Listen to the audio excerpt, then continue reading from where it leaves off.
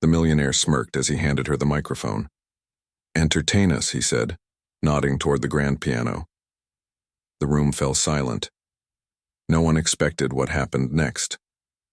She wiped tables by day, but her hands remembered another rhythm.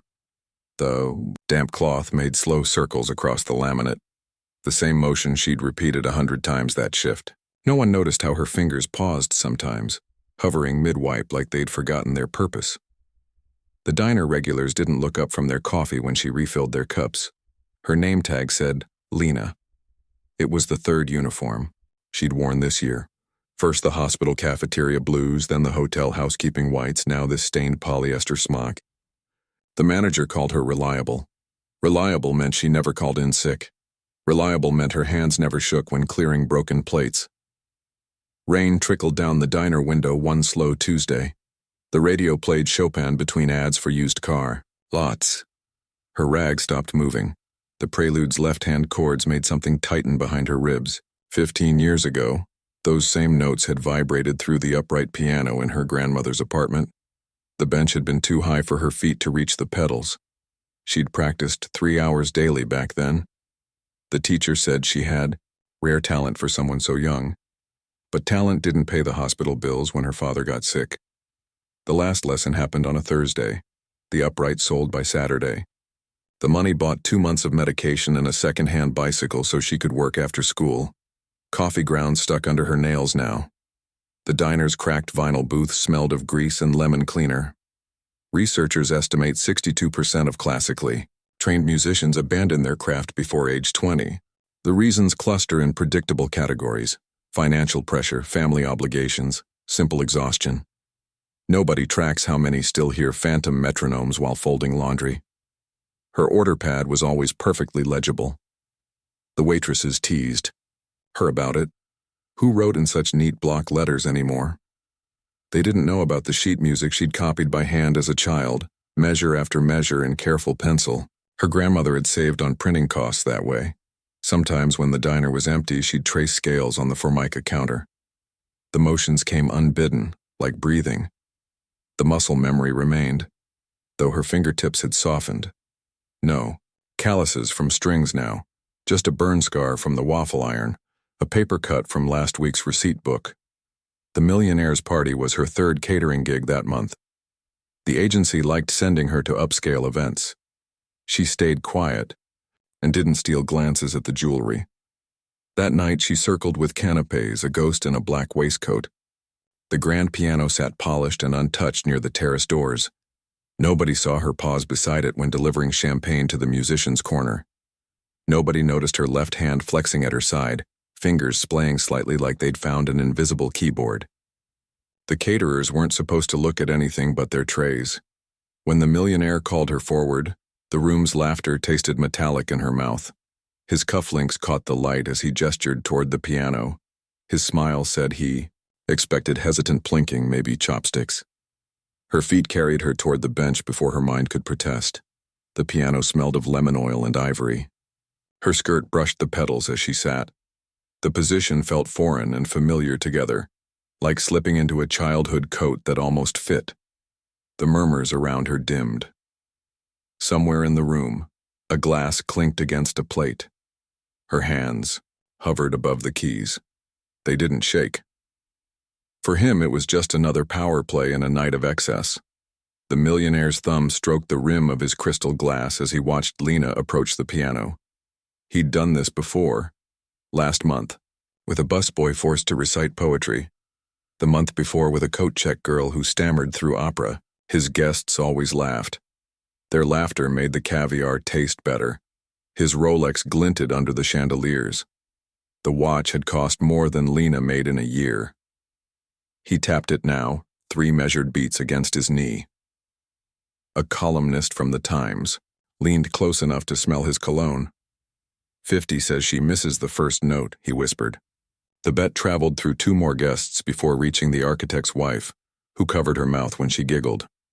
Studies show people often stop perceiving service workers as individuals after the 3rd interaction. The brain files them under background objects alongside potted plants and coat racks. Lena's black waistcoat helped her vanish, until the millionaire pointed at her.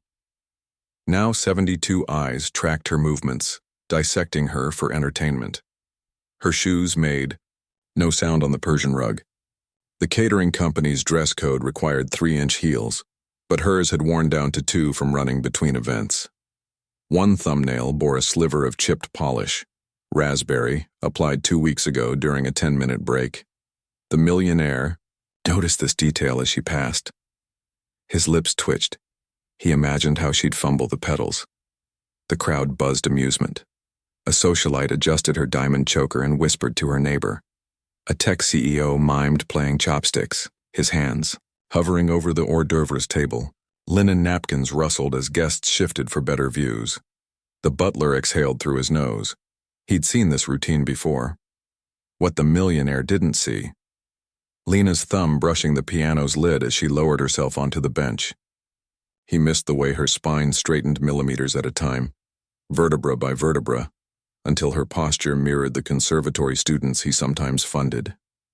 His first flicker of doubt came when she didn't immediately stab at the keys. His second when she flexed her hands once, fingers arching like a dancer's feet on point. Gilded mirrors reflected 7 versions of the scene: a waitress in a black uniform sitting too still at a 9-foot Steinway.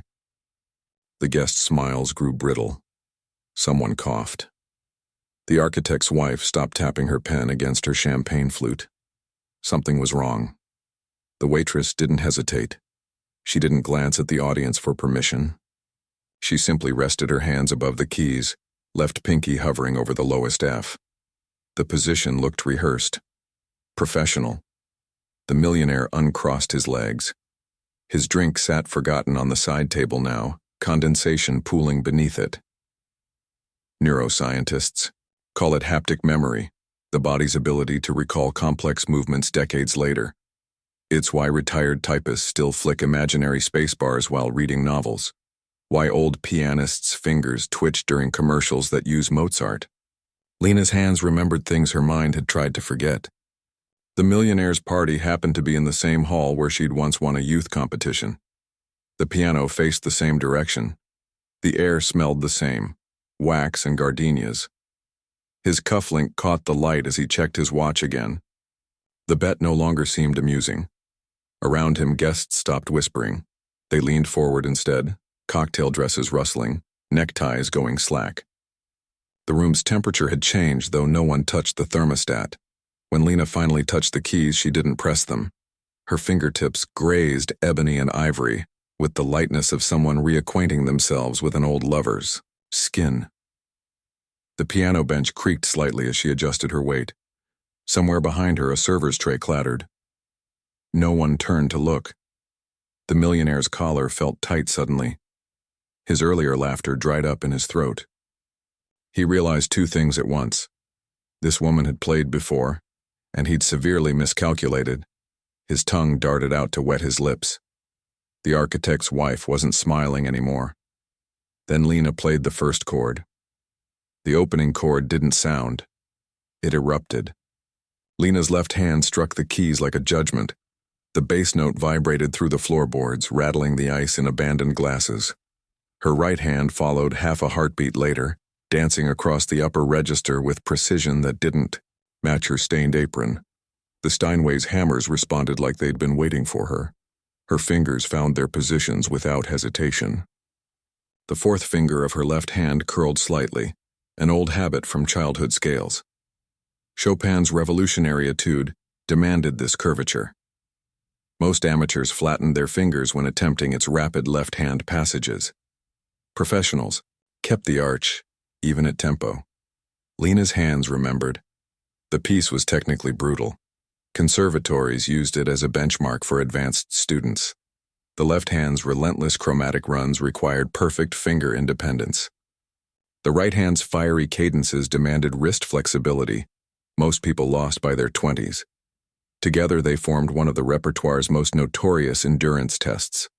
Audition panels considered it a high-risk choice. Either you mastered it completely, or you failed spectacularly.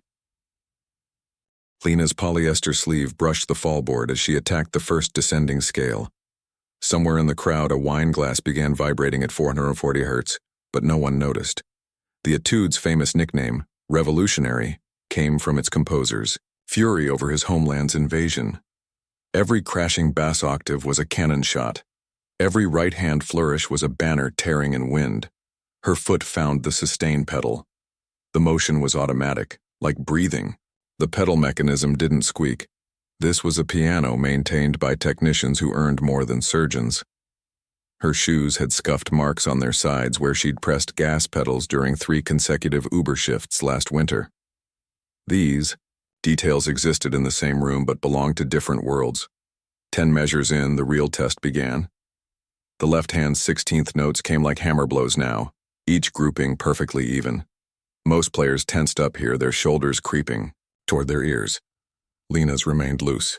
The piece was designed to simulate panic, rapid shifts between keys, sudden dynamic changes, finger-twisting intervals.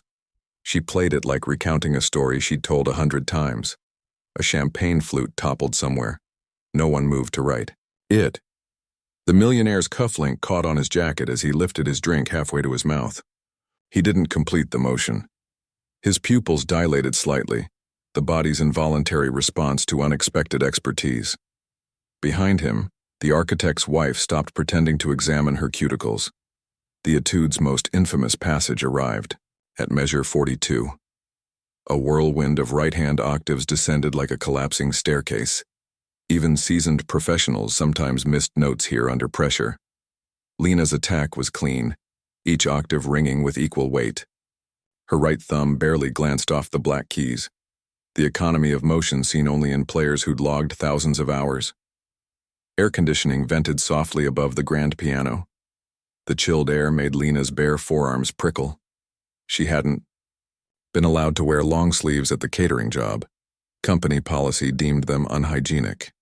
Now those same arms controlled the piano's action with the precision of a master mechanic tuning an engine. Her pulse stayed steady, even as the music's heart rate spiked. Crystals in the chandelier caught vibrations from the lowest bass notes. The millionaire's glass shook where he'd abandoned it on a side table. His original bet seemed ridiculous now. This wasn't mere competence. This was the kind of playing that made conservatory professors lean forward in their seats. The kind that got you backstage offers from touring virtuosos. The kind that, as the final furious cadence approached, made entire rooms forget their own snobberies. When Lena hit the climactic run, 72 guests inhaled at once. The passage required crossing hands at blistering speed, left hand leaping, over right without breaking rhythm. She executed it perfectly. The millionaire's untouched drink formed a ring on the mahogany table. His mouth had gone dry. Lena's chipped nail polish flashed under the lights as her hands flew apart for the final chords. The piano bench didn't creak. Her spine stayed straight. Somewhere in the room, a watch ticked unseen.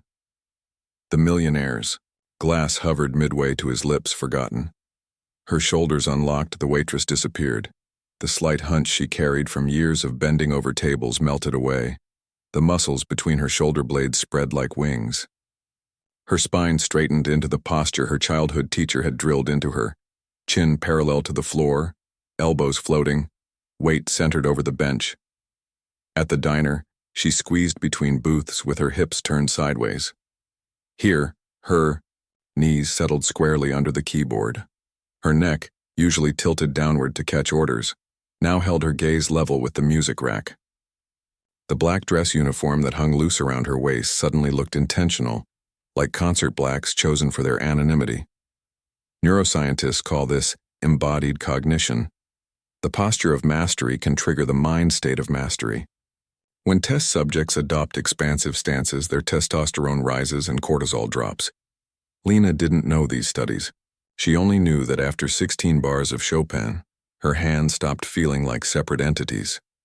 They became extensions of the music itself. A venture capitalist in the front row loosened his tie without realizing it. His wife stopped checking her phone. Their bodies mirrored Lena's alert stillness, spines lifting subtly against chair backs. The millionaire crossed his legs, then uncrossed them. His usual smirk required facial muscles he couldn't seem to activate.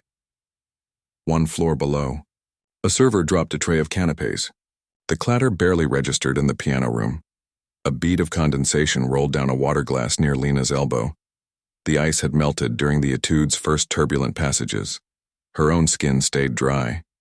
Professional pianists learned to sweat through their backs, not their hands. Lena's left hand leapt a tenth without hesitation. The interval would stretch most players' hands to their limits. Her pinky landed cleanly, no fumbling for the bass note. The motion was automatic, like a gymnast's muscle memory surviving decades past their competitive peak.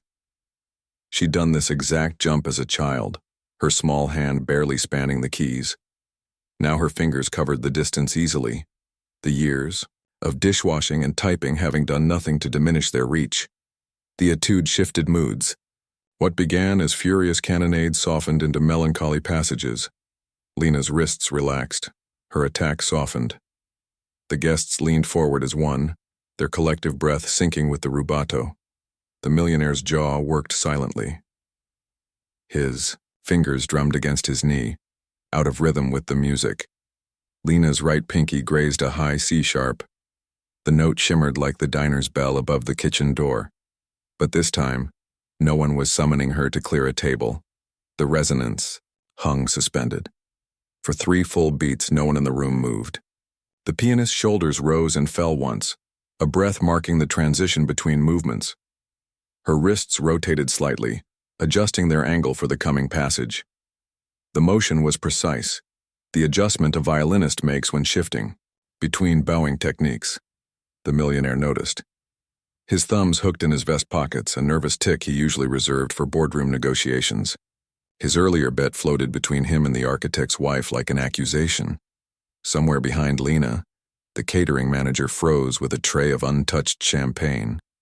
His mouth hung slightly open. The bubbles in the flutes still fizzed, though. They'd been poured 20 minutes earlier. In the kitchen, the pastry chef stopped piping rosettes onto petits fours.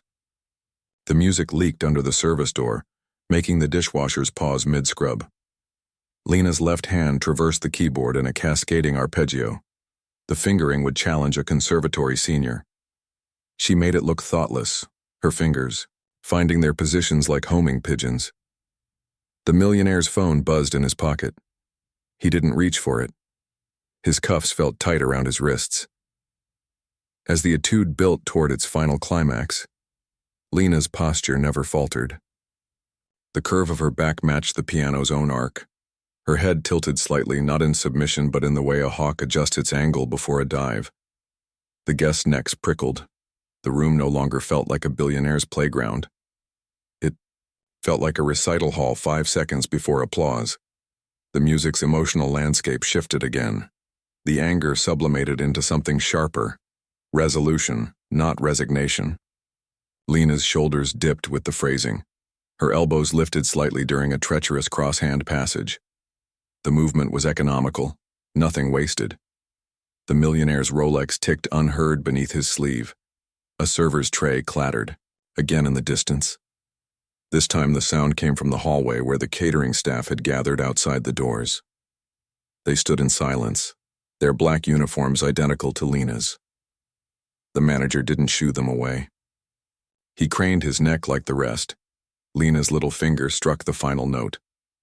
The chord vibrated through the floor. The guests didn't realize they'd been holding their breath until their lungs demanded air.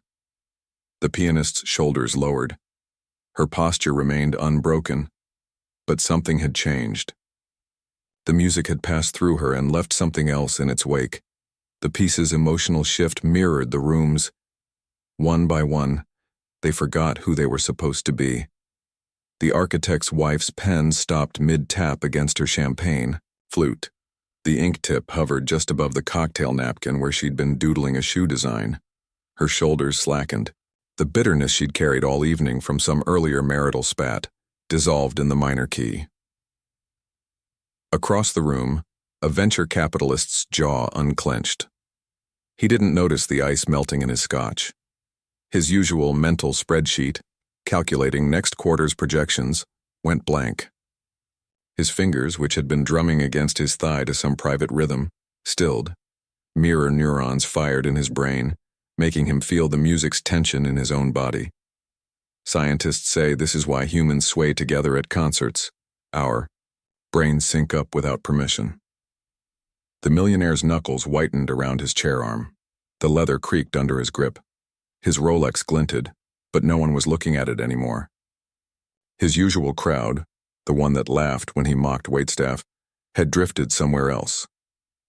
The socialite beside him stopped checking her reflection in the silver cheese knife. Her Botox-smoothed forehead actually furrowed for the first time in months. A busboy near the kitchen door wiped his hands on his apron. He didn't speak English. D-meals. Ancient humans bonded this way, around fires and rituals. The millionaire's party had been missing this until now. The tech CEO in the corner pocketed his phone. The screen dimmed, some urgent email unanswered. His usual smirk faded. Beneath his custom suit, his heartbeat synced with the music's tempo. Near the grand piano, a previously sneering guest reached for his handkerchief. He dabbed his eyes quickly, pretending to adjust his contact lenses. The motion was too practiced. This wasn't his first public display of emotion. His cufflinks, shaped like tiny skulls, caught the light pathetically. By the terrace doors, the butler stood statue still. His professional mask slipped for just a moment. His lips moved silently, forming the etude's melody. 30 years ago, he'd played the same piece at a Prague conservatory. The judges had called his technique adequate, but his passion lacking. Now, watching Lena's hands, he remembered why. The pastry chef leaned against the kitchen doorway. Flour dusted her sleeves. She didn't usually care for classical music. Her playlist was all Brazilian funk, but this was different. This wasn't background noise at some stuffy gala. This was someone's life pulsing through the piano. Her fingers itched to shape marzipan into something beautiful. Mirror neurons don't discriminate by class. The hedge fund manager's wife felt the same chills as the dishwasher. The music bypassed their carefully constructed identities, the labels of patron and staff that usually dictated every interaction in this room. For 6 minutes, they were just mammals responding to vibrations in the air. A cater waiter paused mid-pour. The champagne overflowed silently onto the white tablecloth. No one reprimanded him. His supervisor, usually so strict about spills, didn't notice. She was too busy remembering her high school choir solo. The memory was so vivid she could suddenly smell the starch in her old performance blouse. The millionaire's phone buzzed, again in his pocket. The screen displayed a notification from his Swiss bank. He didn't move to check it. His usual calculating expression had been replaced by something raw and unguarded. His mouth opened slightly like a child's. Neurologists call this neural coupling, when brains synchronize during shared experiences. It's why soldiers march in step, why congregations sway together during hymns. The millionaires, guests had entered this state without realizing it. The architect wiped his palms on his trousers. His wife stopped pretending to examine her cuticles. None of their usual social calculations mattered now. In the service hallway, the catering manager leaned against the wall. His clipboard hung forgotten at his side. Tomorrow he'd reprimand the staff for abandoning their posts. Tonight, he just listened. The pianist's left hand struck a particularly wrenching chord. Someone's glass rattled in response. The butler finally noticed his own reflection in a silver platter. He looked old. The conservatory auditions felt like yesterday and a lifetime ago. His fingers twitched at his sides, the same fingers that now polished silver for men like the millionaire. For the first time in years, he wondered what might have happened if he'd practiced more, if he'd fought harder. The etude built toward its final passage. Lena's right hand flew across the keys. The rich guests and the underpaid staff all leaned in together. Their differences meant nothing now. Even the millionaire's polished facade cracked. His grip on the chair arm loosened. Then the final movement began. What sounded like passion was actually precision. The etude's notorious octave passage arrived at measure 53, the section professionals called the gauntlet. Lena's right hand lifted slightly, wrist flexed to the perfect angle. The leap covered 21 keys in one motion. Her fingertips found their targets without hesitation. The Chopin etude's technical demands hide under its emotional surface. The left hand must maintain perfect 16th note pulsations, while the right executes acrobatics. Most pianists sacrifice either rhythm or clarity to manage the physical strain. Lena kept both. Her breathing remained steady despite the decrescendo passage where most players gasp. The Millionaire's guests weren't breathing at all. Deliberate practice theory suggests 10,000 hours create mastery, but the body remembers its training differently. 15 years away from formal lessons hadn't erased Lena's finger curvature. The slight arch that separates piano players from typists. Her pinky joint still bent at the optimal 90 degrees for striking black keys. Muscle memory had preserved these details like fossils in amber. The most treacherous section began at measure 64. Chopin wrote it as a test. Rapid minor. Thirds requiring impossible hand stretches. Conservatory professors warned students against attempting it without proper conditioning. Lena's hands, toughened by years of lifting trays and scrubbing pans, didn't falter. Her right third finger struck each note cleanly despite the unnatural span. Neuroscientists call this procedural memory retention. The cerebellum stores complex motor patterns indefinitely, even when conscious recall fades. Lena didn't need to remember the fingering chart her childhood teacher had drilled into her. Her fingers knew. The left-hand chromatic run flowed smoother than when she'd last played it at 16. Oddly, dishwashing had strengthened the precise forearm muscles needed for the passage. The bench creaked once, her only visible concession to effort. The Steinway's action required 30 pounds of pressure per key during fortissimo sections. Lena applied exactly 32, her touch calibrated from years of judging coffee pot weights by feel. The Millionaire's Rolex reflected the chandelier light as his wrist tensed. He'd taken piano lessons as a child, too. He recognized impossible skill when he saw it.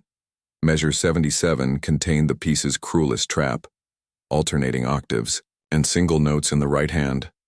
Most pianists' accuracy crumbles here from fatigue. Lena's attack remained surgical. Her shoulder blades shifted subtly beneath her uniform, redistributing the strain. The position mirrored how she carried. Heavy trays, weight-centered, elbows in. Transferable skills she never knew she'd acquired. Research shows deliberate practice changes brain structure. The primary motor cortex develops thicker myelin sheaths around relevant neural pathways. These adaptations persist for decades. Lena's brain had maintained its piano wiring like unused train tracks kept clear of weeds. When her fingers returned to the keys after 15 years, the signals found their old paths. The final cadence approached, a 6-note chromatic descent in octaves. Even conservatory graduates often flub this live. The notes must land with machine precision while maintaining emotional phrasing. Lena's execution was brutal perfection. Her right thumb grazed the edge of a black key, the controlled imperfection that separates human playing from MIDI recordings. The Millionaire's phone lit up in his jacket pocket. The screen displayed a 7-figure wire transfer confirmation. He didn't blink. His usual hunting for weakness expression had dissolved into something unsettlingly close to awe. His fingers twitched against his thigh, mirroring a scale he hadn't played in 30 years. Lena's left pinky struck the final bass note. The soundboard vibrated with the full resonance of a 9-foot concert grand. Every string in the piano hummed in sympathy. Her hands lingered for half a second longer than necessary. The professionals paused to let the tone decay naturally. Then she lowered them to her lap. The silence that followed wasn't empty. It thrummed with presence, like the air after lightning strikes. Her breathing returned to normal before the guests did. The piano's dampers settled back onto the strings. Somewhere near the kitchen, a champagne flute finally toppled over. No one moved to catch it. The music wasn't just played, it was testimony. Each note carried the weight of 15 years' silence. The revolutionary etude's opening fury had given way to something more complex, not just anger, but the precise shading of grief that comes when injustice settles into bones. Lena's rubato wasn't showmanship, it was memory. Her left hand landed heavily on a diminished chord. The dissonance vibrated through the room like a shudder. The fingering was technically flawless, but the pressure behind it transformed the notes. Where a conservatory graduate might play this passage with polished detachment, Lena's attack made it sound raw, forgotten, a sound that had been waiting to escape. Musicologists identify 7 basic emotions encoded in melody. This performance contained at least 12. The venture capitalist's wife pressed a tissue to her mouth. She didn't know why tears pricked her eyes. The etude's B section, usually performed as lyrical respite, sounded different under Lena's hands. The phrasing accused and mourned simultaneously. Her pinky hesitated imperceptibly before one descending run, the tiny delay making the note sound like a question. A suppressed sob broke near the bar. One of the caterers had turned away from the champagne tower. His shoulders shook once before. He controlled them. Studies show humans recognize grief in music faster than joy. Our ears are tuned to certain minor intervals as early as infancy. The millionaire crossed his arms. His jaw muscle pulsed twice, then stopped. Lena's tempo shifts weren't marked on any sheet music. She stretched certain beats imperceptibly, the way a tired mother might pause at a child's doorway before leaving for her night shift. The ghost of her abandoned piano bench hovered over the Steinway. Guests who'd never missed a meal leaned forward unconsciously. Their bodies understood deprivation through sound. The etude's emotional climax arrived unexpectedly. A simple ascending scale in the right hand shouldn't have carried such weight. But Lena's fingering made each note bloom differently, some bright with defiance, others muted by resignation. Neurologists call this affective auditory coding, the brain's ability to parse complex emotional states through sound alone. The millionaire's cuffs felt suddenly tight. Lena's posture changed at measure 48. Her back straightened further. The left hand's chromatic runs grew more insistent. This was the passage where most pianists fail to balance technical precision with emotion. She managed both. Her fingers struck the keys like they were carving something permanent. The pianist's breathing remained steady even as the music's pulse quickened. Her control was absolute, but the emotion leaked through in small cracks. A barely audible groan from the piano bench as she shifted weight. The slight tremble in her wrist during a pianissimo passage. The millionaire's thumb rubbed his signet, ring, his only visible tell.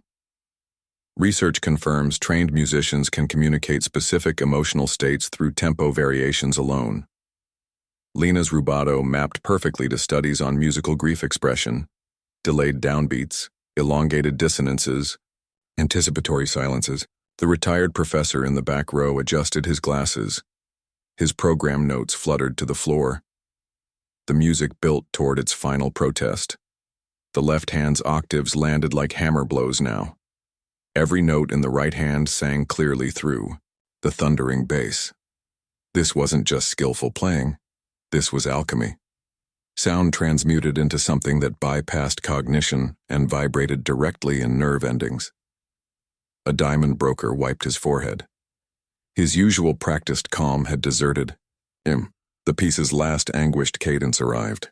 Lena's hands suspended for a microsecond before striking, the hesitation of a diver at the cliff's edge. Then she played the final chords with terrible clarity. The sound didn't fade so much as settle, like dust after an explosion. One of the servers dropped a water glass. The shatter echoed in the ringing silence. The millionaire's program slipped from his lap.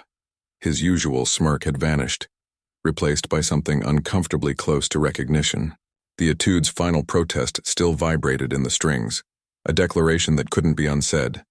A single tear tracked through the architect's wife's foundation. She didn't brush it away.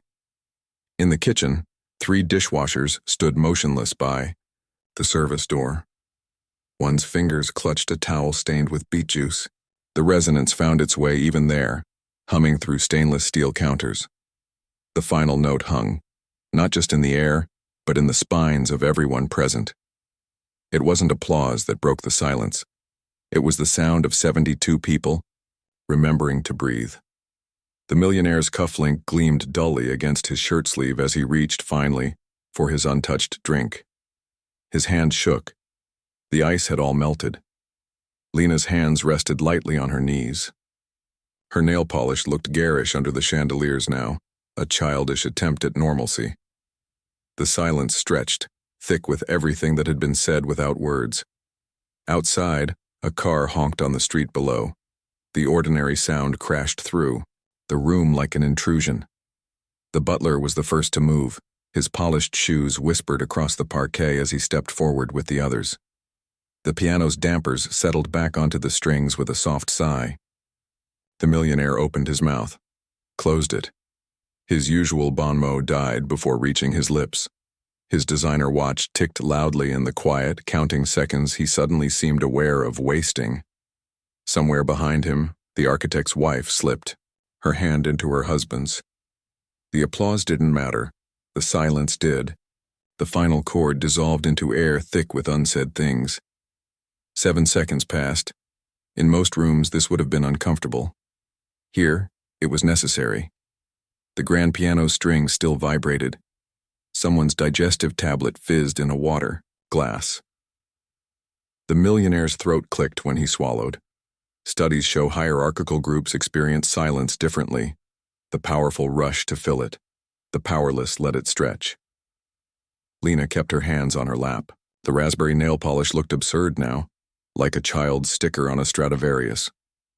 The caterers by the kitchen door didn't move. Their uniforms blended with the shadows. The millionaire stood first. His chair scraped loudly. His palms met. In the textbook perfect clap of a benefactor at a charity recital. The sound was wrong, too crisp, too controlled. His Rolex slid down his wrist mid-applause. He pushed it back without breaking rhythm. Other guests rose in uneven waves. The architect's wife's bracelets jangled. The tech CEO's hands moved mechanically like windshield wipers. No one spoke. Their usual social scripts, bravo, encore, felt suddenly inappropriate. The pianist hadn't performed for them. She'd testified. In the service hallway, the head chef removed his toque. The motion was unconscious. Grease stained the brim where he'd wiped his fingers earlier. Behind him, 3 line cooks peered through the pass-through window. Their breath fogged the heat lamps. Lena's hands lifted from her lap. They hovered for a second, not quite ready to return to being a waitress's hands. The left pinky curled slightly, preserving its arch. A faint red mark crossed her right wrist where the serving tray usually pressed. Social psychologists note how quickly groups revert to expected behavior after status disruptions. The millionaire's initial shock passed. His second round of applause gained confidence. His third became performative, an attempt to recolonize the moment. He looked toward the critics in attendance, gauging their reactions. The first guest who approached wasn't one of the boldface names. It was the event planner, a woman in a gray dress who'd spent the evening apologizing for delayed canapés. She stopped 3 feet from the piano bench, her clipboard clutched to her chest. Her mouth opened, closed. The words she'd prepared, "Lovely" or "How long have you played?" couldn't bridge what had just happened. Lena stood. The movement reset something in the room. The piano bench creaked as it absorbed her absence. A server's earpiece crackled with static from the kitchen. The millionaire's polished shoes appeared on the parquet beside her. "I had no idea," he said. His teeth showed, but the expression wasn't a smile. His usual introductory line, "Do you know who I am?" wouldn't work here. His left hand twitched toward his inside pocket, where his checkbook lived. The event planner stepped back. She recognized a tipping point when she saw one. Her shoes had rubber soles for 12-hour shifts. They made no sound on the polished floor. Lena's fingers found the piano lid. She closed it with one quiet push. The motion wasn't deferential. It was proprietary, the way a pianist cares for her instrument after playing. The lid's reflection showed the millionaire's mouth working. His tan came from golf courses, not labor. It looked suddenly artificial under the chandeliers. The catering manager materialized with Lena's tray. The silver surface still held 2 untouched champagne flutes. He offered it without meeting her eyes. His earlier scowl had been replaced by something complicated. Lena took the tray. The weight felt foreign now. Her posture didn't slump back into server mode. The millionaire watched her hands. those impossible hands, adjust their grip on the tray's underside. His Adam's apple. A waiter dropped a spoon in the dining room. The clatter broke the spell. The millionaire found his voice. "You must," he began. Outside, a car horn blared. The chef's toque crumpled in his grip. The first critic reached for his pen. The event planner's clipboard slipped slightly in her damp palms. Lena stepped around the millionaire like he was a chair that needed wiping. The tray's champagne flutes didn't tremble. The service doors swung shut behind her. In the kitchen, the dishwasher's radio played top 40. Someone had spilled sauce on the floor tiles. The walk-in fridge hummed. Normal sounds. Human sounds. The pastry chef touched Lena's elbow as she passed. Her fingers left a dusting of powdered sugar on the black sleeve. No one mentioned it. No one mentioned anything. The sous chef was already plating the next course. Lena set the untouched champagne tray on the stainless steel counter. The flutes wobbled slightly before settling. Her left hand flexed at her side. The fingers remembered their other shape, their other life. Then they relaxed. The kitchen fluorescents buzzed overhead. The service bell rang. His currency wasn't money anymore. The millionaire's checkbook remained in his breast pocket, its gold embossing pressing against his ribs.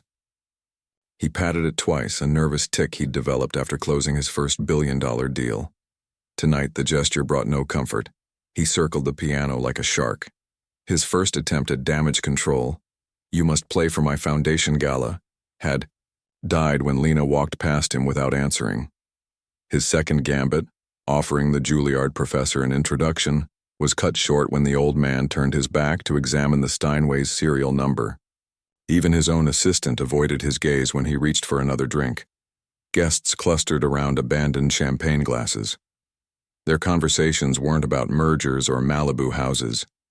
They replayed the recital's crescendos in hushed tones. The architect's wife asked the sommelier if he'd noticed how Lena's left pinky curved on the black keys. The sommelier had. Psychologists call this status leakage, when a leader's authority drains away in real time. The millionaire's usual gravitational pull faltered. His jokes about modern art and cryptocurrency landed flat. His cufflinks, which normally drew compliments, went unmentioned. When he reached for a scallop canapé, the server hesitated before offering the tray. His neck grew warm under his collar. The night's script had flipped. These same guests had laughed when he mocked the florist's arrangement. Now their sidelong glances measured him against Lena's authenticity. His $100,000 watch felt heavy on his wrist. Narcissistic injury studies describe how alphas react when upstaged. First comes denial, flooding the zone with bigger gestures, then rage, often masked as humor. The millionaire's laugh burst too loud at the hedge fund manager's joke. The sound died quickly. No one joined in. He adjusted his cuffs repeatedly. The platinum links had been a birthday gift from his third wife. They usually anchored him in rooms like this. Tonight they felt like costume jewelry. His reflection in the grand piano's polished side showed his hairline receding more than he remembered. A waiter refilled water glasses nearby. The millionaire seized the opportunity. "You wouldn't believe what that waitress makes an hour," he stage whispered. The dentist beside him frowned into his mineral water. Nobody took the bait. His phone buzzed with a yacht broker's update. The notification glowed against the walnut bar top. He didn't pick up. The tech CEO, who usually begged for sailing invitations, was busy discussing rubato with the event planner. Their heads bent close over a phone recording of Lena's final chords. The millionaire's polished brogue squeaked on the parquet. His customary exit line, "Must see a man about a private island," withered in his throat. He tried catching his publicist's eye across the room. She was deep in conversation with the pastry chef about conservatory auditions. Research shows powerful men often develop psychosomatic symptoms when losing control. His temple throbbed on cue. "Headache," he told the butler. The excuse sounded tinny in the still vibrant air. The staff had heard it before, always after some failed power play. His driver took 3 minutes to bring the Bentley around. Those 180 seconds stretched like a sentencing. The valet stand's brass fittings reflected his forced smile back at him. His fingers twitched toward his breast pocket again. The checkbook's crisp edges didn't soothe him this time. The car door closed with a muffled thud. Through the tinted window, he watched the party continue without him. The pianist's absence left more space than his own. His PA would claim a migraine tomorrow. The staff would know better. Back in the ballroom, the catering captain exhaled slowly. Her clipboard bore a fresh red wine stain. She glanced toward the kitchen doors, then at the Millionaire's abandoned place setting.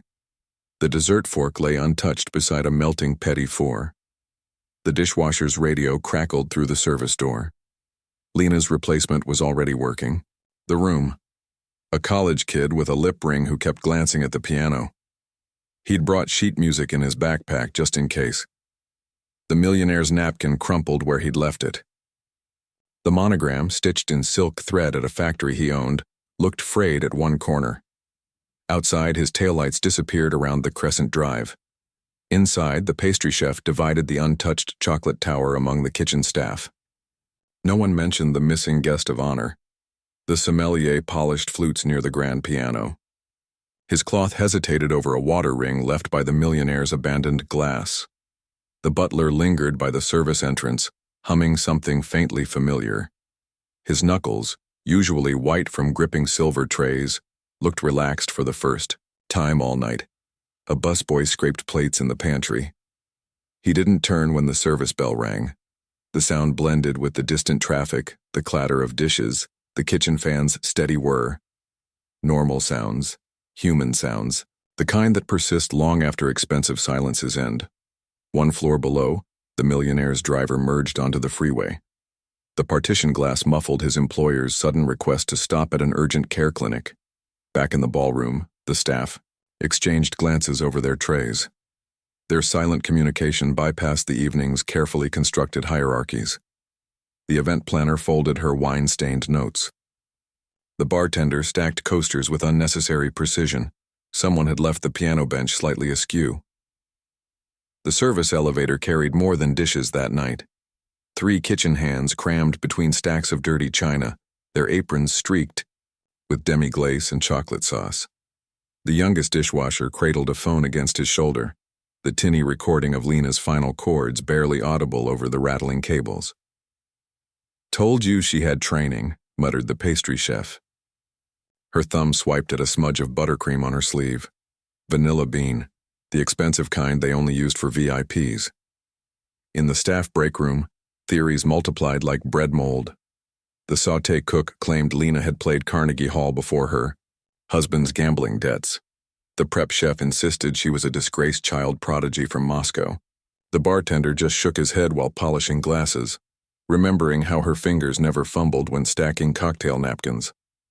Their manager hovered by the time clock, tapping his clipboard against his thigh. HR policies danced in his head, alongside tonight's tip pool calculations. Ethnographies of restaurant workers show how frontline staff spot talent before managers do. The dishwashers had noted months ago how Lena carried glass racks, the same careful wrist position she'd used tonight on the piano's fallboard. The line cooks recognized her precision during family meal, dicing onions with the same rhythmic consistency as her Chopin runs. What the catering director saw as quiet efficiency had been, to the kitchen staff, obvious artistry forced underground. The sous chef slid a plate across the stainless steel table. Lemon tart with torched meringue, the dessert reserved for the Millionaire's inner circle. The edges were perfect, unlike Lena's chipped nail polish. "Eat," he grunted. His knuckles bore old burns from sugar work. He didn't mention he'd skipped his smoke break to plate it. Working-class perspectives on exceptionalism differ sharply from the TED Talk version. The potwasher didn't see inspiration in Lena's story. He saw his sister's nursing degree gathering dust after immigration fees. The banquet captain thought of his cousin's boxing trophies stored behind a Bronx bodega counter. They applauded when Lena pushed through the kitchen doors, not because they believed in second chances, but because they knew how few first ones existed. The manager's dilemma unfolded in real time. His clipboard held 2 contradictory memos, one about maintaining professional boundaries with clients, Another about leveraging unique talent opportunities. His teeth worried at a canker sore. Firing her risked morale. Promoting her breached protocol. The events coordinator was already texting about a pianist waitress concept for next month's gala. Profit margins warred with power structures in his spreadsheet brain. Back in the dish pit, the radio played a pop cover of Liszt. Two busboys duetted with scrub brushes as percussion. The night's real magic trick wasn't Lena's playing. It was how she'd turned a room full of underpaid workers into temporary aesthetes. The salad chef who hated classical music had shushed a server during the etude's softest passage. The head bartender, a hip-hop purist, had caught himself counting 16th notes in the gin fizz he was muddling. A server returned from the ballroom with a half-empty tray of Wagyu sliders. "Chef's table left these," she announced. Normally, this would trigger a feeding frenzy. Tonight, the sliders congealed under heat lamps while the staff debated whether Lena's trills were better suited to romantic or Baroque repertoire. The pot washer, a conservatory dropout from Caracas, settled the argument by humming both styles into the industrial sprayer's roar. The manager finally approached Lena with his clipboard. His pen hovered over the disciplinary form. His mouth opened, closed. She was rewrapping her hands with the same medical tape she used for dishpan rash. The sight made his corporate phrases die unborn. He settled for, "Tomorrow's shift starts at 10. The walk-in fridge hummed, ice machines rattled, 36 kitchen staff pretended not to watch. Lena flexed her taped fingers. The meringue, tart, remained untouched beside her. "No," she said. The single word hung in the deep fat fryer's greasy air. The dishwasher started clapping first. His rubber gloves made muffled thumps. Then the line cooks joined, their tongs clicking counterpoint. The pastry chef whistled through her fingers, a skill learned cheering street performers in Marrakesh.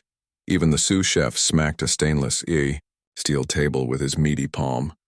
It wasn't Carnegie Hall acoustics, but it echoed. The service phone rang at 5:47 a.m. The overnight cleaner let it go to voicemail while mopping around the staff bulletin board. Among the shift swap requests and health inspector notices, someone had pinned a faded concert program. The date was 15 years old. The headliner's name matched the one on Lena's paychecks. Under glass, under grime, under layers of borrowed aprons, some things remain. A professor's trembling hands dialed the restaurant. The phone rang twice before the lunch rush answer. Behind the Juilliard teacher's bifocals, his eyes kept flicking to the Chopin sheet music on his desk. The ink was smudged where he'd marked Lena's tempo shifts from memory. The hostess transferred him to the manager's office. The call went to voicemail 3 times, once during staff meeting, twice while the manager was yelling at a busboy. When the professor finally got through, his voice cracked on the first syllable. Adult reentry programs exist for situations exactly like this. Conservatories accept returnees up to age 35. After that, even legacy admissions committees balk. The professor knew this. He also knew exceptions happened. For the Cuban janitor who played like Horowitz, the Japanese housewife whose Bach transcriptions went viral. Now he had his own outlier. His notes from the party were messy. The words waiter and revolutionary etude appeared 5 times each. The dean's signature line sat blank at the bottom of a conditional acceptance form. Research suggests less than 8% of classical musicians restart serious training after a 10-year hiatus. The numbers dropped to 2% for those returning after menial jobs. The professor's fountain pen blotted the statistics sheet. He'd spent his career coaching prodigies with perfect cuticles. This application would smell like fry oil. The manager finally picked up. His chair squeaked through the receiver. "You realize she walked out on her shift?" he said.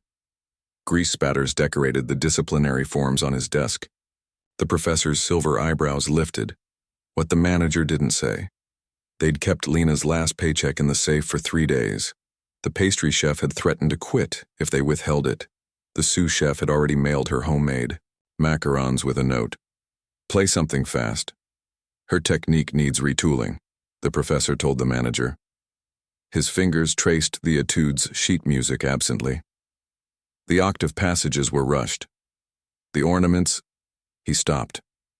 The truth was her playing had frightened him. Not the skill, that was undeniable, but the raw ache in certain phrases. You couldn't teach that.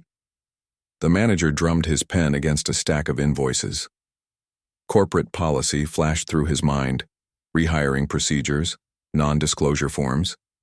Then he remembered how the waitstaff had applauded when Lena left. How the normally quiet dishwasher had spontaneously recited a Neruda poem in Spanish. She starts auditions Monday. The professor lied.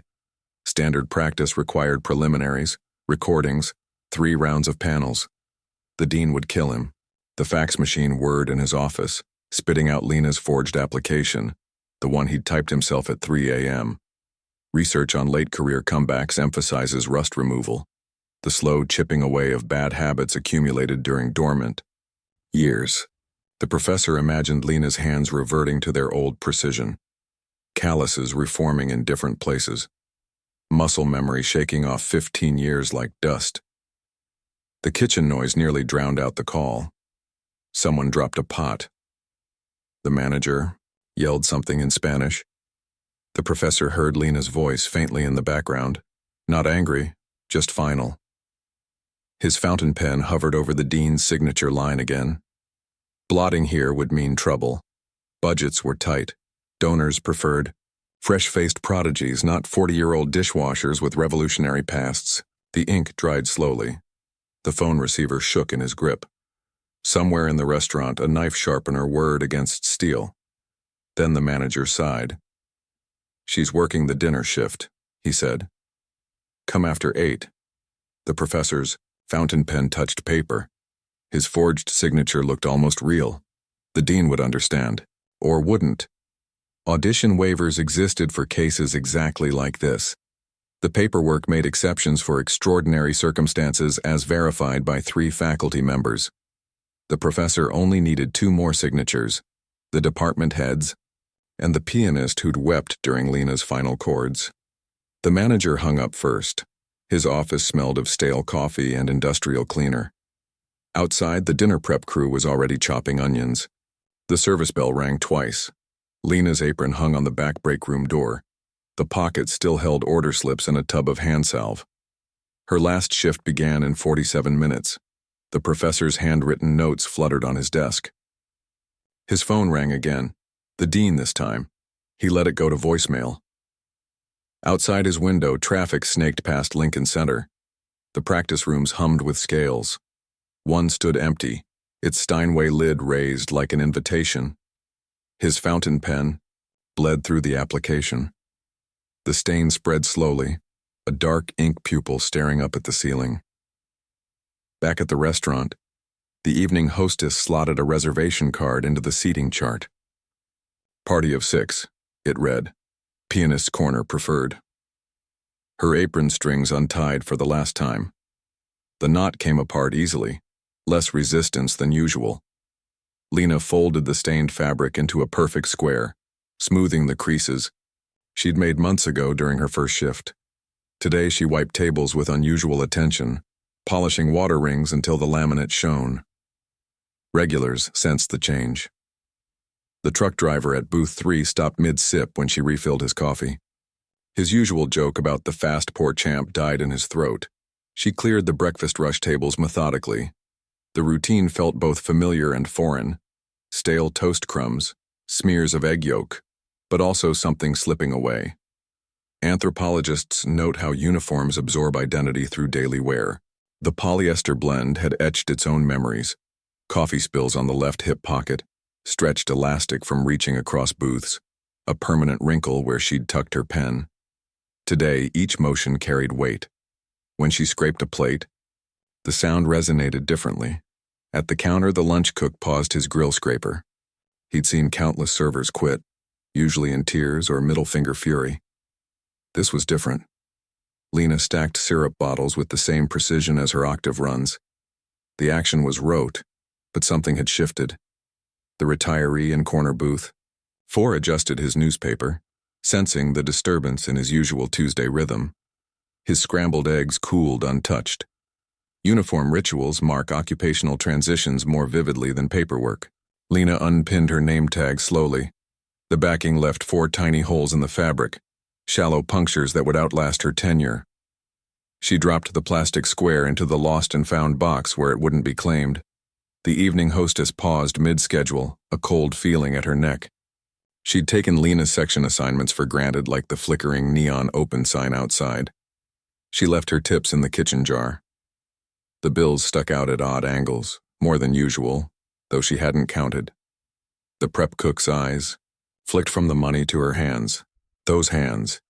He'd heard the rumors from catering staff. Now they wrapped silverware bundles with the same economy of motion as before, but the tremor was gone. The sponge boy hummed something baroque under his breath.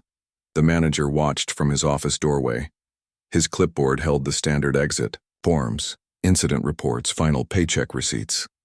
Corporate policy dictated a 10-minute exit interview about opportunities for improvement. His pen tapped against the metal clip. Through the pass-through window, he saw Lena tying her sneakers with deliberate loops. The laces would never come undone mid-shift again.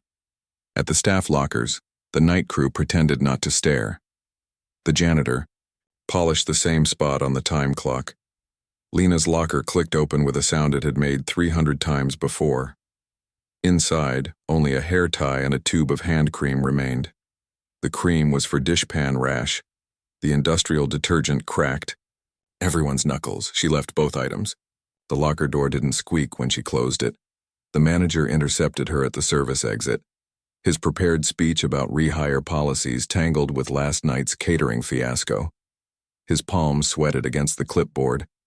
Instead of the paycheck envelope, he offered a folded note. The paper was diner letterhead, the kind they used for complaints. Lena's fingers didn't tremble when she took it. Outside, the city ambient noise changed. Car horns became orchestral warm-ups. Construction drills morphed into metronomes. The sidewalk cracks aligned like sheet music bars. Her sneakers scuffed pavement that suddenly felt like stage flooring. The note crinkled in her pocket, unread, but the manager's shaky good luck still vibrated in the air between them.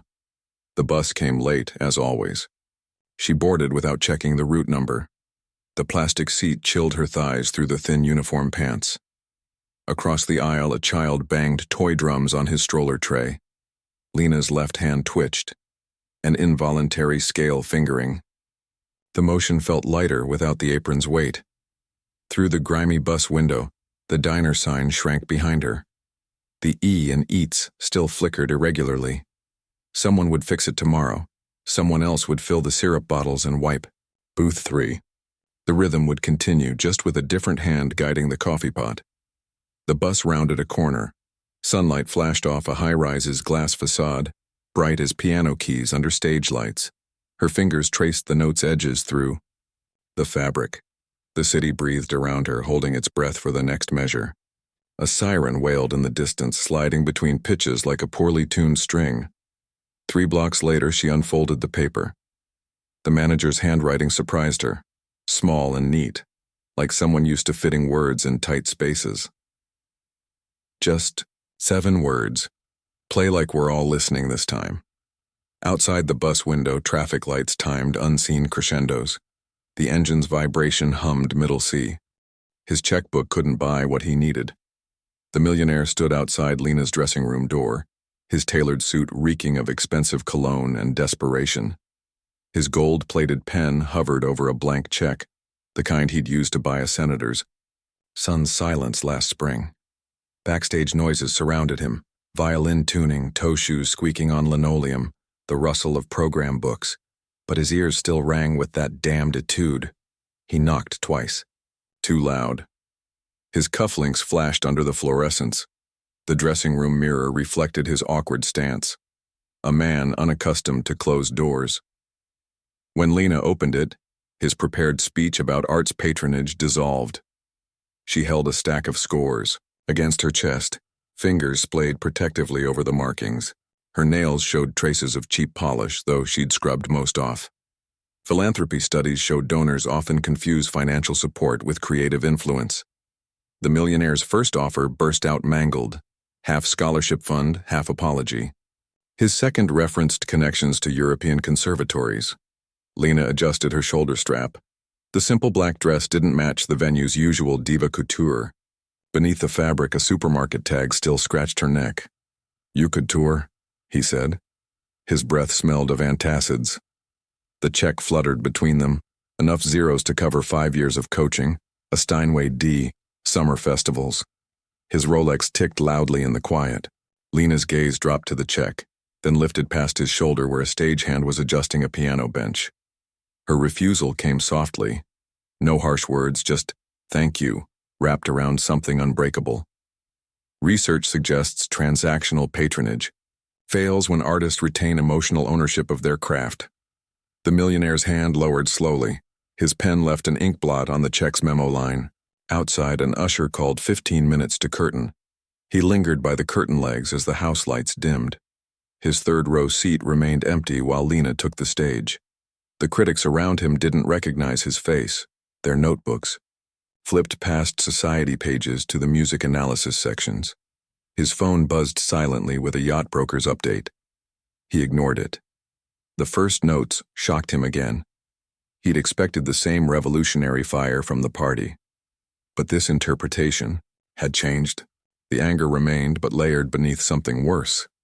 Understanding. His fingers twitched against his thigh, counting invisible dividends. The woman on stage bore little resemblance to the waitress he'd tried to humiliate. Her posture wasn't just confident. It was unburdened. Around him, the audience leaned forward as one. A silver-haired critic stopped writing mid-sentence. The millionaire's breathing destabilized during the octave passages. He used to pride himself on spotting investment potential, that startup founder's hunger, the patent lawyer's killer instinct. Now he sat utterly unequipped to process what bloomed before him. His earlier offer felt absurd, like bidding on sunlight. When the final chord faded, he clapped first, too loud, slightly off rhythm. The sound startled the critic beside him. His palms stung. Standing ovations usually waited for designated moments in his world. The opera's third act, the marriage announcement. This time he rose because sitting became impossible. Backstage afterward, he hovered near the flower table. His planned bouquet, 24 imported roses, stayed in the limo. The conservatory dean brushed past him to embrace Lena. The professor, he'd once mocked over brandy, was crying. The millionaire's mouth shaped empty congratulations that died before reaching air. A stagehand bumped his elbow. "Watch it," the kid muttered, not recognizing him. The millionaire stepped back. His handmaid, shoes scuffed against a stray piano bench wheel. Somewhere in the crowd, the architect's wife was telling someone, "I knew her when..." He left through the loading dock. The alley smelled of garbage and diesel. His driver startled awake as the door slammed. The check remained in his breast pocket, unsigned. The velvet ring box beside it, containing earrings meant as a peace offering, weighed suddenly cheap. At home later, his sound system played the same etude. The recording was pristine, a legendary pianist's version. It sounded hollow now. His drink sat untouched. The ice melted into an apology he couldn't voice. The morning papers would rave about Lena's triumphant return. The millionaire's name wouldn't appear. His Rolex ticked loudly in the silent penthouse. Some losses couldn't be amortized.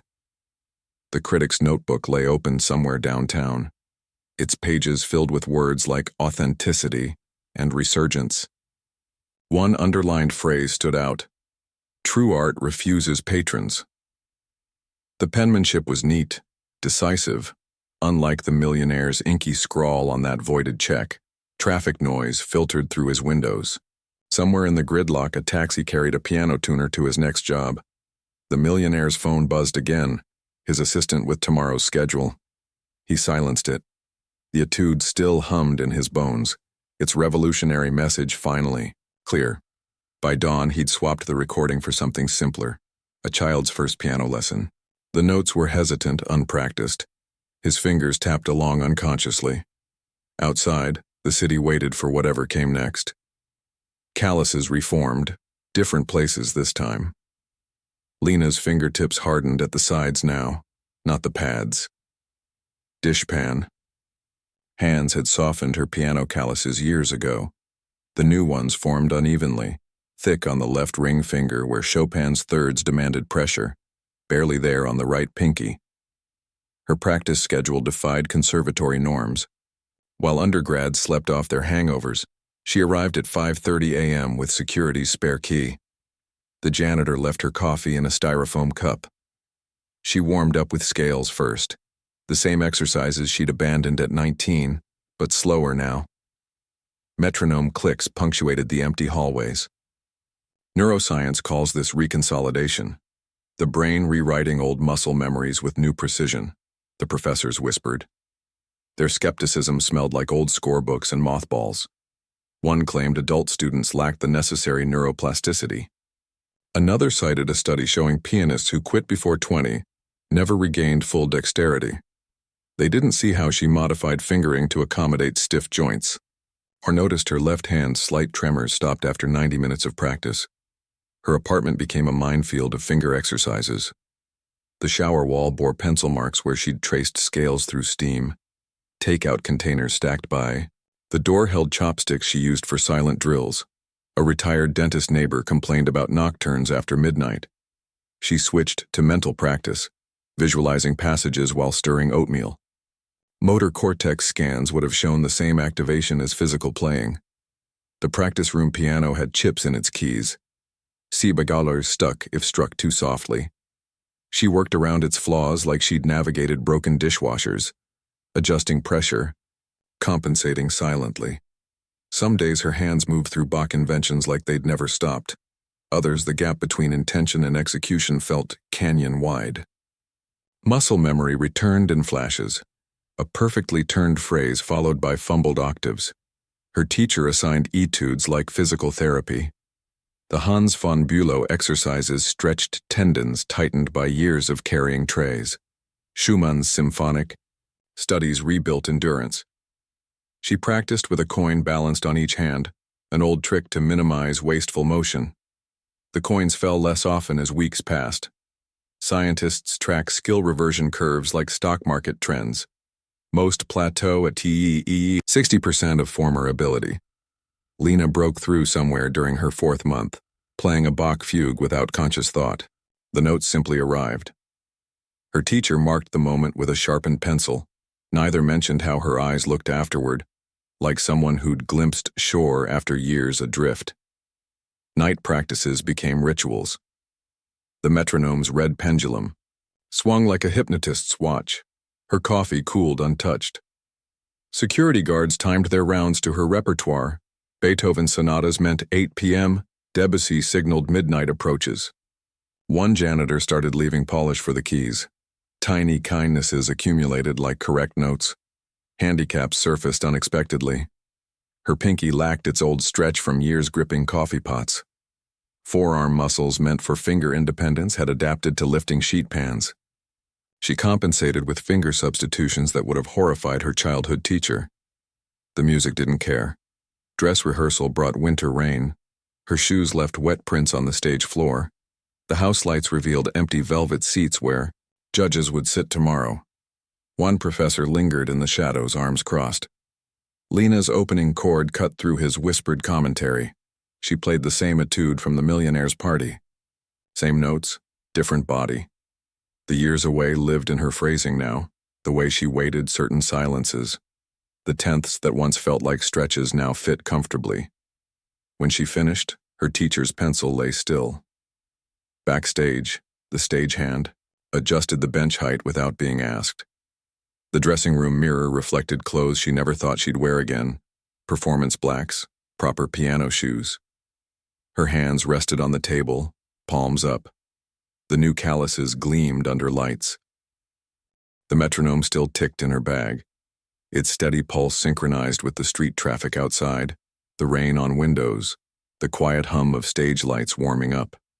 Tomorrow's program sat folded in her pocket. The paper felt familiar between her fingers, not quite like order slips, but close. Her phone buzzed with a diner group text about shift swaps. She didn't respond. The city outside thrummed with rhythms she could almost translate. Car horns as accidental chords, subway rumbles as bass clef tremolos. Somewhere beyond the practice room window, The Millionaire's penthouse lights glowed. Somewhere closer, a piano tuner packed up his tools.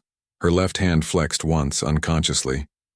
The motion looked like preparation, like readiness, like someone finally coming home.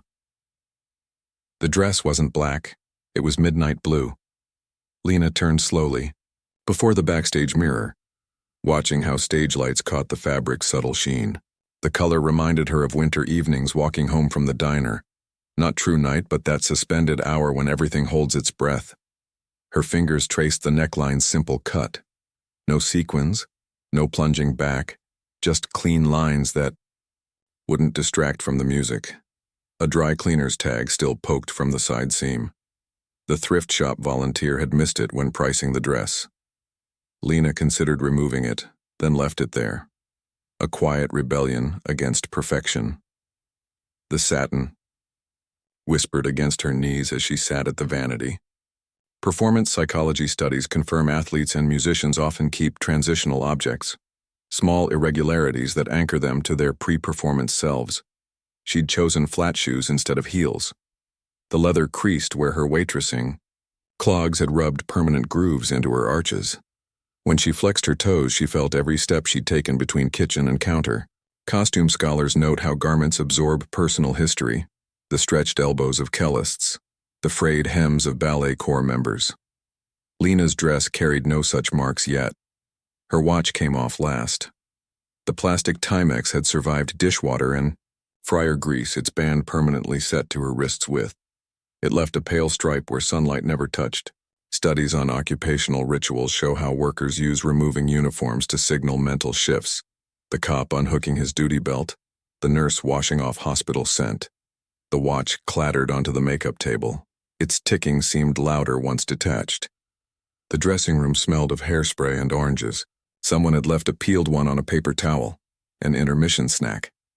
Lena rubbed her fingers together, testing their grip. The new calluses felt different from her dishpan hands, less cracked, more deliberate. Backstage, a volunteer adjusted, the velvet curtains pull cord. His tie clip flashed under work lights as he turned. 5 minutes, he mouthed.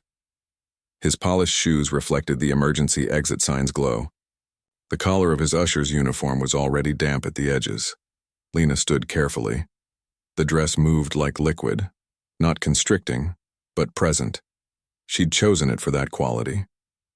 Concert attire psychology suggests restrictive clothing inhibits technical freedom while baggy fits undermine authority perception. The midnight blue struck some middle ground she couldn't name but understood in her shoulders. A seamstress hurried past with a pincushion strapped to her wrist. She paused when she saw Lena's dress, her professional eye catching something. "Martelli's fabric," she said, touching the sleeve lightly. The designer had donated bolts last season for student recitals. The rich hand-stitching along the seams suddenly made sense. Generosity often comes tagged with invisible strings, except when it doesn't. Above the stage, technicians balanced spotlights. Their ladder cast spiderweb shadows on the scrim. Lena's fingers flexed at her sides, not nervously, but like they were testing air resistance. The dress swayed slightly with each breath. No apron strings to catch on piano benches now. No pockets, full of order slips. The house lights dimmed beyond the curtain.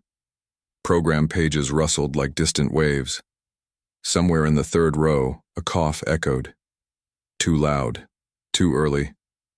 The scent of stage wax mixed with someone's gardenia perfume carried from the front seats. Lena pressed a hand to her stomach. The fabric there was slightly darker where sweat had beaded despite the dressing room's AC. Performance neuroscience shows anxiety and anticipation share identical physiological markers: elevated heart rate, shallow breathing, heightened skin, conductivity. The body only learns the difference through repetition.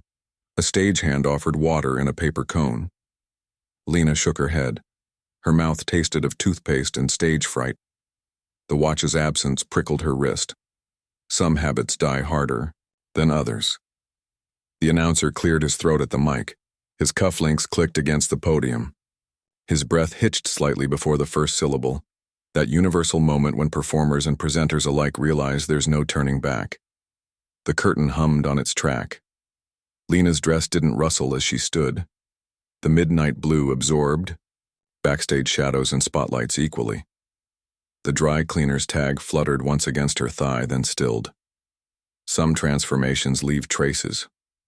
Others erase everything, but what comes next? The announcer's voice boomed hollowly through the speakers. The dress settled into its final drape as she stepped forward.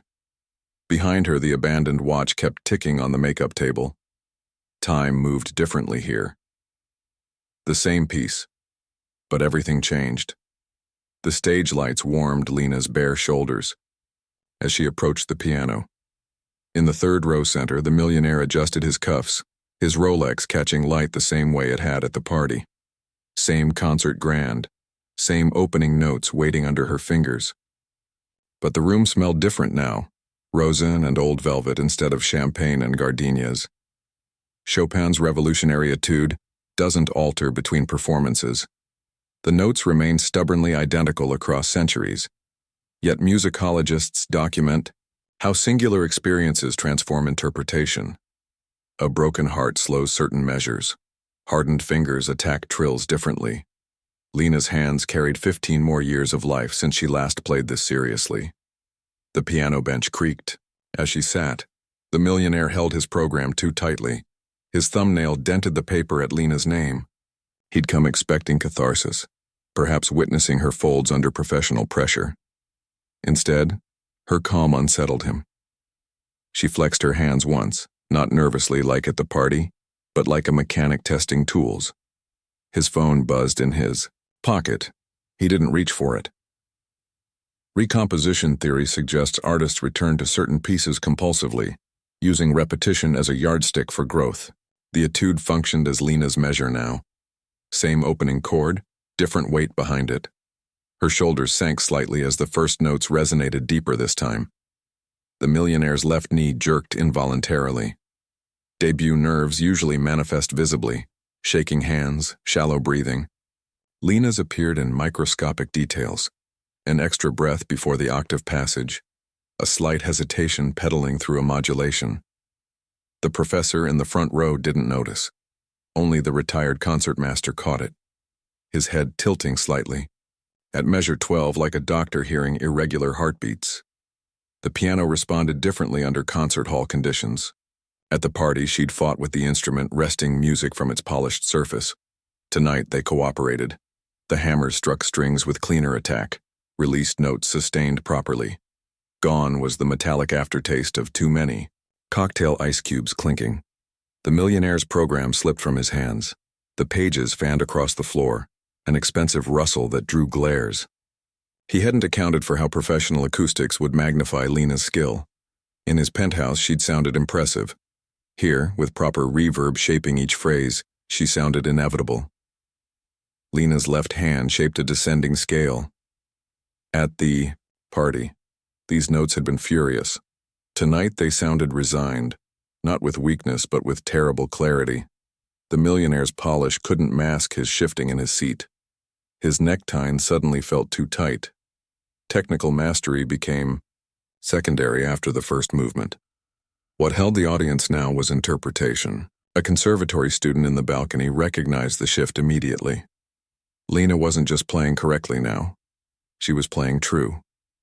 The distinction mattered more than any technique. Critics often debate whether musical emotion resides in composition or performance. Tonight settled nothing, yet proved everything. When Lena leaned into the etude's anguished middle section, her phrasing answered questions nobody had asked aloud. The millionaire's fingers twitched against his thighs, mirroring forgotten scales. He smelled his own cologne going sour with sweat. The piano's register shift should have jarred. Instead, it flowed like a river changing course. Lena's wrists adjusted seamlessly, the same motion she'd used balancing overloaded trays. The movement wasn't classical technique, it was better. The retired professor closed his eyes. Debut protocols expect performers to acknowledge applause between pieces. Lena didn't. She flowed directly into the final movement, letting the music speak for itself. The millionaire's shoe scuffed the fallen program. His cufflink snagged on the seat arm. His usual confident slouch dissolved into something uncomfortably vulnerable.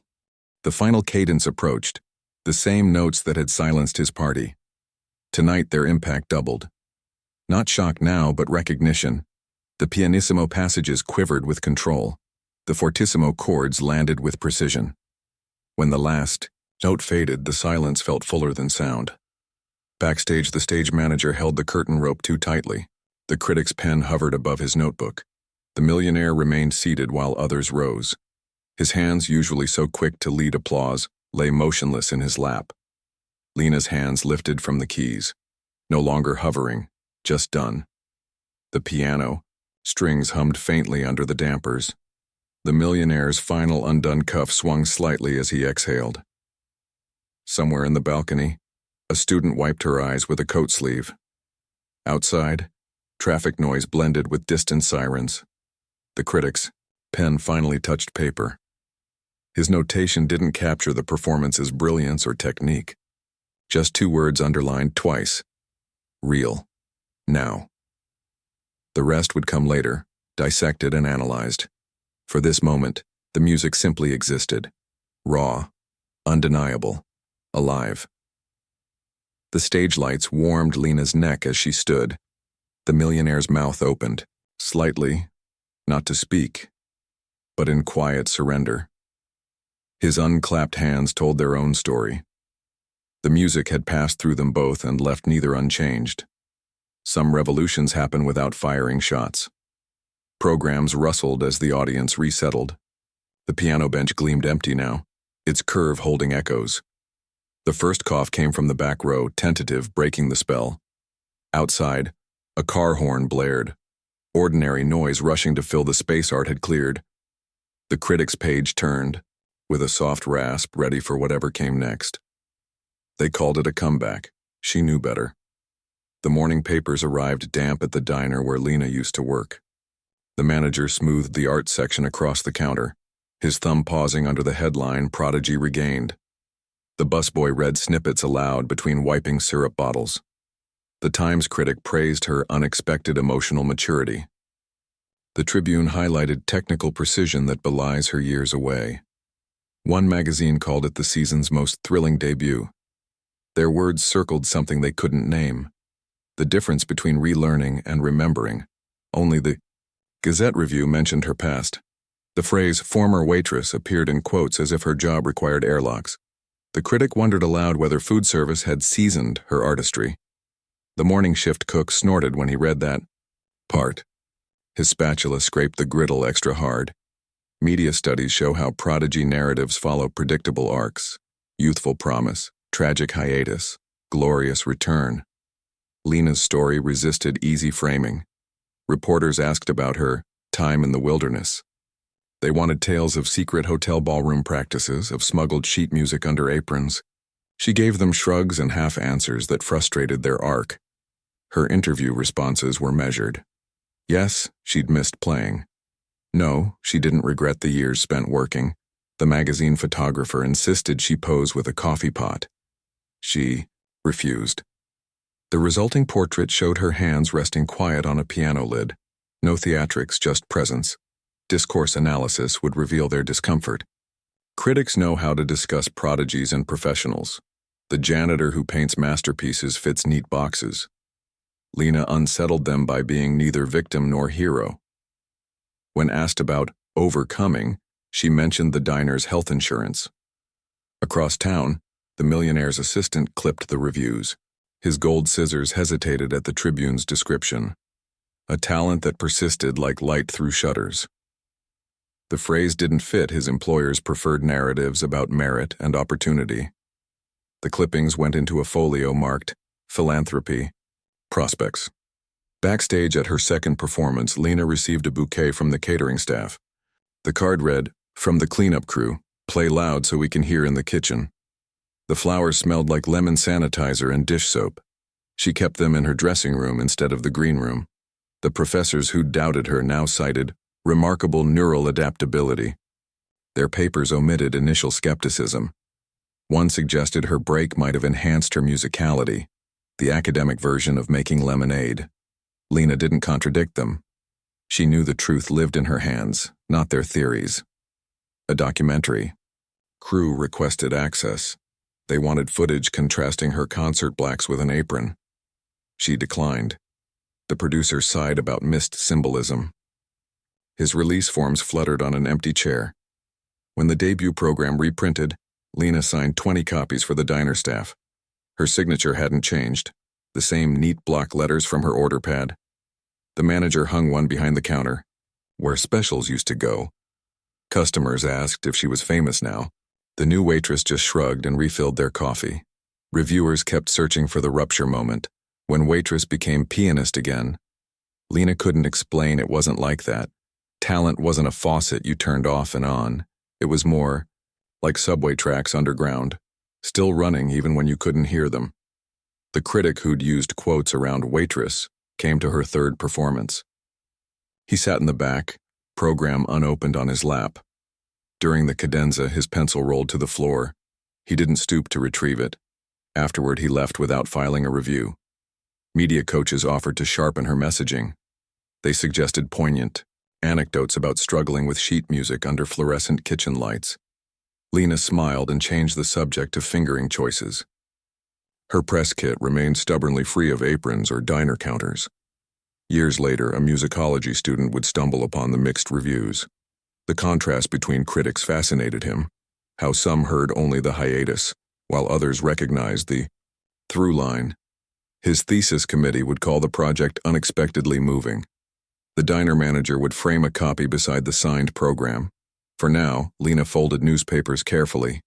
The ink stained her fingertips, blending with piano calluses. Outside, a delivery truck rattled past. The sound could have been applause or just city noise. It depended how you listened.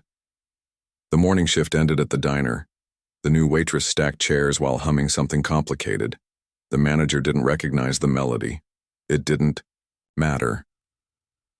He polished the counter where Lena had left her signed program. The glass reflected both their faces for a moment before the door swung open.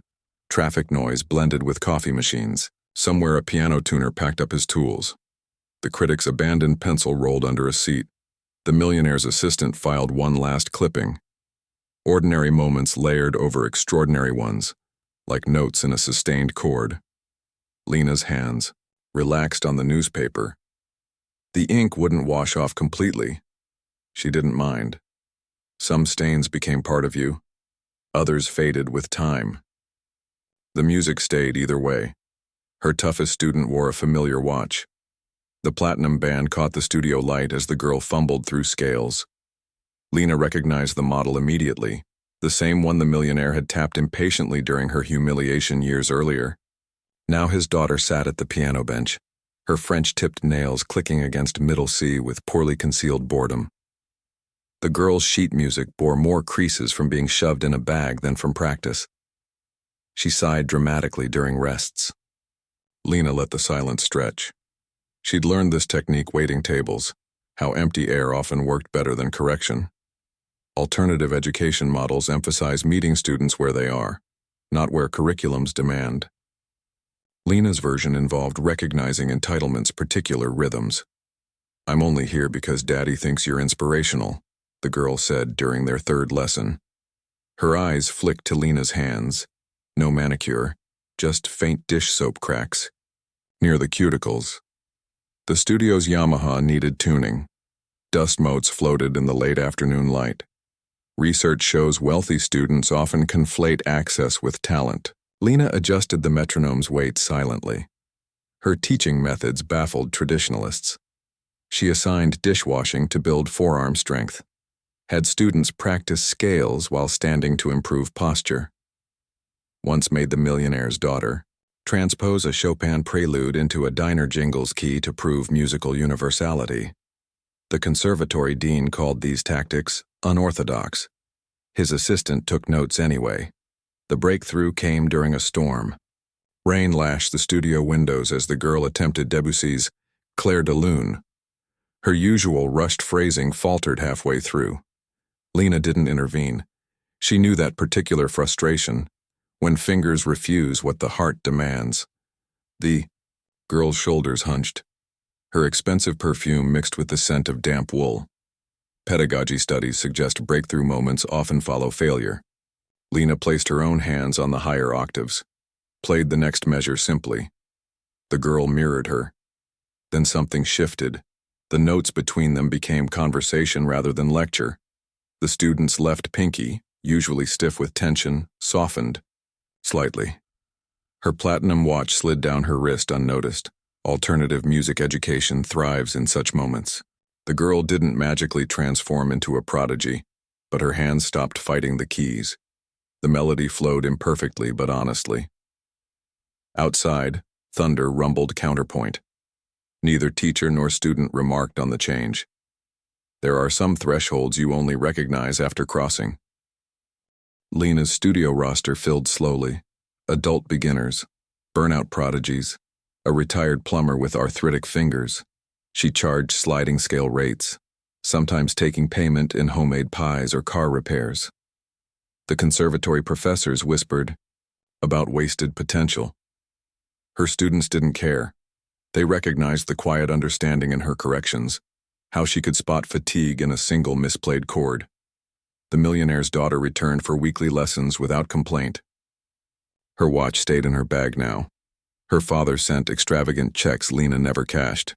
Instead, she put the girl to work organizing sheet music for community center workshops. Privilege made poor fertilizer for artistry. It needed balancing with real soil. One autumn afternoon, the girl played her first clean scale. The achievement was technically modest but profoundly human. The studio's cracked humidifier hissed softly in approval. Lena nodded once. The moment didn't require celebration, just acknowledgement that small perfections matter. The girl's shoulders straightened slightly. Outside, leaves tapped against the window like metronomes keeping imperfect time. Alumni tracking would later show Lena's students outperformed peers in musical resilience. Not necessarily technical polish, but depth of expression. The plumber performed sati at senior centers. A former hedge fund manager switched to jazz. The millionaire's daughter eventually taught toddlers using Lena's methods, minus the dishwashing. The studio piano never lost its slightly sticky B-flat key. Students learned to work around it, just as Lena had learned to navigate broken espresso machines and elitist snobbery. These small accommodations built better musicians than pristine conservatory halls with perfect acoustics. The piano tuner noted this during his quarterly visits, how wear patterns revealed more honest practice here than in shinier studios. As the years passed, former diner co-workers sometimes dropped by during lessons. The manager brought newspaper clippings. The pastry chef left eclairs on the windowsill. The space became an odd collage, concert posters alongside ticket stubs from Lena's first recital, a chipped syrup pitcher holding pencils, signed programs, tucked between method books. After sunset, the studio's single bulb cast long shadows. The piano's music rack bore the indentation where generations of students had gripped too tightly. The bench cushion retained impressions of bodies at various stages of learning. Lena often stayed late, adjusting lesson plans with the same precision. She'd once used balancing triple orders during brunch rush. When the millionaire's daughter graduated, she left behind her watch as an unspoken tribute. Lena kept it in the studio's lost and found box. Occasionally, a struggling student would discover it mid-lesson. The weight felt different now, not a status symbol, but a reminder. Time passed. People changed. Music endured. The studio window, darkened with each passing season. New cracks appeared in the plaster. The piano's ivories yellowed slightly. Lena's hands developed arthritis ridges alongside the old calluses. Teaching exchanged one kind of stamina for another. Some afternoons, former students visited with babies destined for future lessons. The cycle continued, imperfect, adaptable, alive. Rain pattered against the glass. A distant busker's violin melted into traffic noise. The studio's radiator clanked softly, off-rhythm but persistent. Tomorrow's lesson book lay open to a beginner's etude. The millionaire's watch ticked quietly in its drawer, keeping time for no one in particular. Lena flexed her fingers once before turning off the light. The night hummed with possibilities, both musical and otherwise.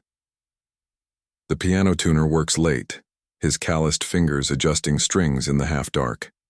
Somewhere beyond the workshop walls, a midnight train wails like a mistuned note. His tuning fork hums against wood, the same pitch that once vibrated through a waitress's bones as she stacked coffee mugs. Talent isn't discovered. It persists, waits beneath chipped nail polish and polyester uniforms, survives in hands that never forget their other rhythm. Notice the quiet hands around you, the busboy humming Bach, the barista tapping countertop sonatas. Their music lives in the margins, patient as a metronome's swing. The tuner hums along to his work. Outside, the city pulses, a symphony of unfinished stories.